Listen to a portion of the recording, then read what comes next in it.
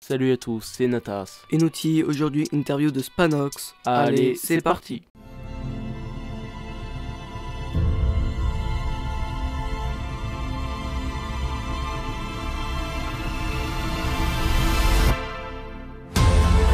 Alors aujourd'hui nous allons interviewer Spanox, un youtubeur de 269 000 abonnés sur YouTube et 1683 abonnés sur Instagram. Alors pour la première question, pourquoi avoir choisi le pseudo Spanox? Alors tout simplement le pseudo Spanox, je voulais vraiment qu'on y voit un petit peu mes racines. Comme vous le savez ou non, j'ai la nationalité espagnole en plus de la nationalité française. Et dans Spanox, vous pouvez voir un petit peu apparaître Spain, qui veut dire Espagne bien sûr.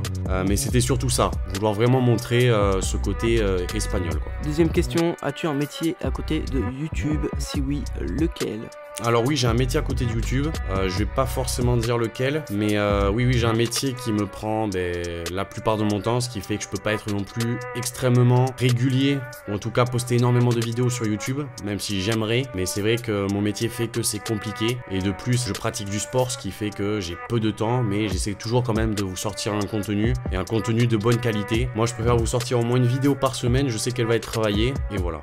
Qui t'a donné envie de commencer YouTube? Alors il n'y a pas vraiment eu de personne en tout cas qui m'a donné envie de commencer YouTube, c'est plutôt moi, ma passion pour le foot. J'avais vraiment envie à l'époque en tout cas, et maintenant toujours pareil, de partager ma passion, de montrer ce que j'aime, que ce soit sur le Barça mais également sur le foot en général. Je suis pas un YouTuber qui va parler essentiellement d'un club, je suis vraiment assez polyvalent, je parle de tous les clubs, toutes les nations, tous les pays. Je suis pas fermé à un seul club, même si forcément mon club de cœur reste le Barça. Mais ce qui m'a vraiment donné envie de commencer YouTube, c'est vraiment ce côté partager sa passion. Quelle est ton équipe de foot favorite? Bah du coup je l'ai répondu tout à l'heure, c'est le FC Barcelone. C'est vraiment le club que je supporte depuis maintenant tout petit et que je continue à supporter, même si bon actuellement on n'est pas très bien, mais forcément c'est une année de transition, de gros joueurs sont partis, de jeunes joueurs sont arrivés, donc faut laisser le club avancer tranquillement. Cinquième question, pour toi, quel est le meilleur joueur actuel?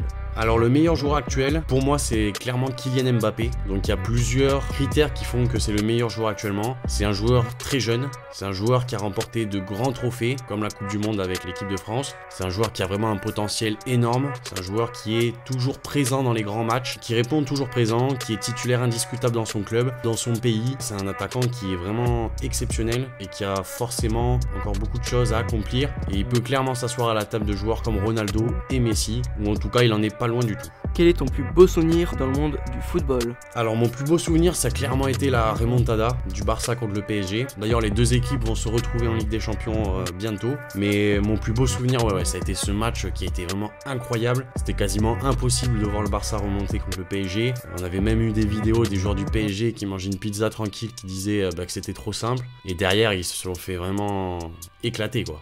Et ouais c'est ce genre de match là qui te donne des frissons, qui te donne vraiment envie de partager ta passion, qui te donne vraiment envie d'aimer ce sport. Et sinon j'aurais aussi pu mettre le match France-Argentine en Coupe du Monde 2018, parce qu'il y a vraiment eu que des choses incroyables, avec notamment ce but de Pavard qui venait de nulle part et qui nous a vraiment mis sur une autre orbite. Et franchement ouais, ce match aussi il était vraiment incroyable. Combien de temps passes-tu à peu près à faire tes vidéos? Combien de temps, je calcule pas forcément, mais c'est vrai que le montage dure assez longtemps, que ce soit pour monter les pistes audio, les pistes vidéo.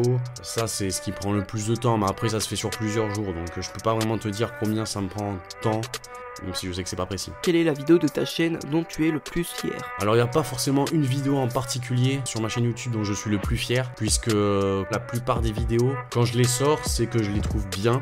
Et c'est que je suis moi-même capable de les regarder, puisqu'il y a beaucoup de youtubeurs qui sortent des vidéos à la chaîne, pas travaillées, de mauvaise qualité, même s'ils marchent, c'est pas du tout dans mon optique, et c'est pas du tout dans mes valeurs de vous sortir des vidéos de mauvaise qualité. Toutes les vidéos de ma chaîne, j'en suis fier, et si je les poste, comme je vous dis, c'est qu'elles apportent vraiment quelque chose.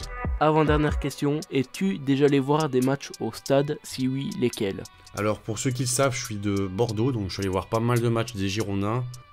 pas forcément très intéressant. Et sinon, oui, je suis déjà allé au Camp Nou voir un des matchs du Barça. Un des derniers, ça a été contre Mallorca. Ça a été un très bon match avec pas mal de buts et toujours une ambiance exceptionnelle, franchement. Et enfin, dernière question, penses-tu que Messi quittera le Barça cet été? Alors franchement, je suis assez mitigé. Il voulait vraiment partir cet été, enfin l'été dernier en tout cas, et ça s'est pas fait puisque bon, le club l'a poussé à rester.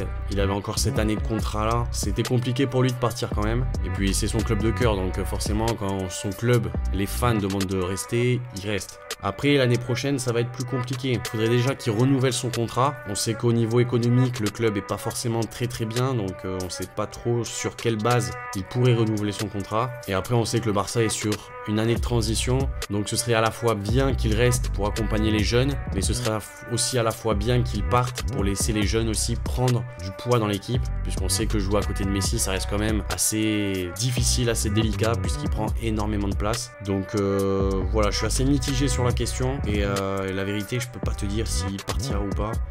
Moi j'aimerais qu'il reste encore, forcément comme tout supporter du Barça, mais ça, seul l'avenir nous le dira. Donc voilà, j'ai répondu à tes 10 questions. J'espère que les réponses ont été à la hauteur de tes attentes. Et puis voilà, moi je vous dis ciao et prenez bien soin de vous. Donc voilà, la vidéo touche à sa fin, j'espère qu'elle vous aura plu. Un grand merci à Spanox d'avoir accepté l'interview. Donc si vous le connaissez pas encore, allez vous abonner à sa chaîne et à son Instagram, le lien est dans la description. Et aussi pour finir, on va essayer de faire plus d'interviews parce qu'en voilà, en ce moment on en faisait plus. Mais voilà, c'est vraiment quelque chose qu'on aime bien, du coup on va essayer d'en faire plus. Également un grand merci à Ibo d'avoir fait les montages. Du coup n'hésitez pas à aller voir sa chaîne et son Instagram, le lien est dans la description. Donc c'était Natas et Noti et on vous dit ciao.